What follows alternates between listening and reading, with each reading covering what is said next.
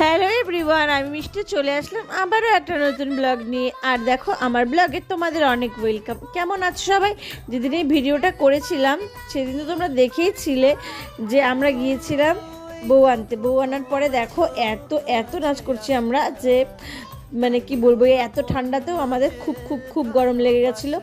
এখন বউকে বরণ করা হয়ে গেছে। বউকে এখন তার শাশুড়ি মা ঘিয়ে প্রদীপ দিয়ে মুখ দেখছিল।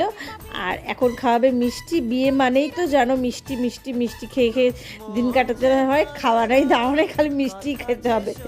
তো এখন দেখো অনেক রাত হয়ে গেছিলো, বাড়িতে চলে এসেছিলাম। এরপরে রেডি টেডি হয়ে ডাইরেক্ট তোমাদেরকে দেখাচ্ছি কোথায় যাচ্ছি। তো কোথায় যাচ্ছি তোমরা কেউ গেস করতে পারবে না তো চলো বলে দিচ্ছি। আজকে যাচ্ছি রিসেপশনে।